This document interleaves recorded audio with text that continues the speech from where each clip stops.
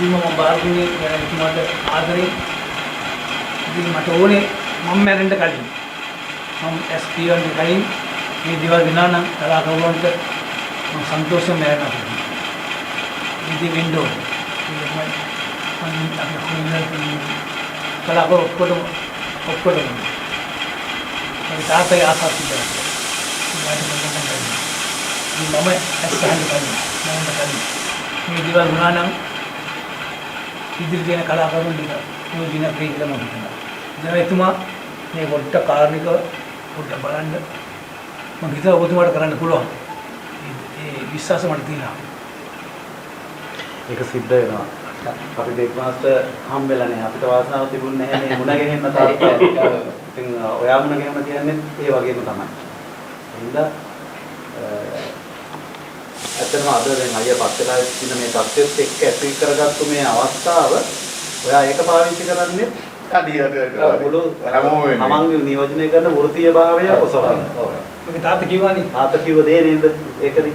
අන්තිම ශ්‍රී ලාංකිකේ ඒ බෞද්ධ කියාගේ ගීතේ නිසා අන්තිම බෞද්ධය ඉන්නකම් උඹලා වඩගෙන ඉන්න හැකියි. හරියට. ඉතින් ඒකේ මෙයාද කියලා මට අපි නියෝජනය කරා ඒ කට්ටියව නියෝජනය කරා පුහුණුලා නියෝජනය ඒ කරන්න බුදුමා වගේ කෙනෙක් ඉන්නවා. හරි එහෙමද ඒ වගේ රටේ නායකයෙකුත් එහෙම පහළ වෙලා තියෙනවා. අපිට කියන්නේ. අනිවාර්යයෙන්. ඒ නිසා ට්‍රාන්ස්ෆර් දෙන්න නාසා පිළිගත්තා. බුදුමා කියන දේවල් PVR එකට මේ වැඩ ටික ඔක්කොම කරගෙන යන්නේ බුදුමාගේ ඒක තමයි අපි ඒ සාධනීය නායකත්වය ඕනම සංගමයක් එහෙම තමයි අයියා. වැඩ කරන මහන්සි වෙන දෙන්නෙක් තුන් දෙනෙක් තමයි කරගහගෙන යන්නේ. ඒක තමයි ඒක ඉස්කෝලේ සාහිත්‍ය සංගමයේ ඉඳලා මෙහෙම නමුත් වටින්නේ ජනතාව එතන ඉන්න එකනේ.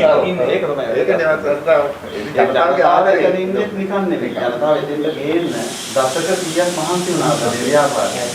නේද? ඒ වැඩේදී කලාකරුවෝ ලොකු කැලලක් අපිට කරලා දුන්නා. ජනතාව එතෙන්ට ගේන්නේ. ඉතින් ඒක නිසා තමයි මේක අපි හැමෝගෙම වැඩ ප්‍රතිඵලයක් දෙන්නේ. අනිවාර්යයෙන්. අපි දැන් මේ අලුතෝ මේක වටිනාකම දෙන්නේ.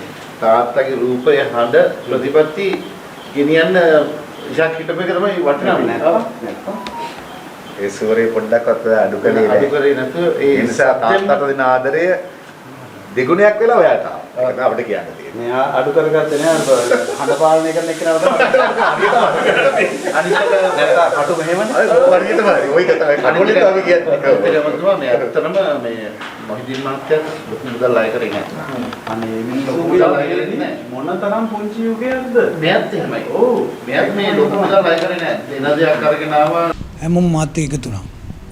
අපි මුස්ලිම් මිනිස්සුත් කිව්වෙත් ඒක තමයි. තාත්තා වගේම යන්න ගමන බෞද්ධ මිනිස්සු හොඳ මිනිස්සු.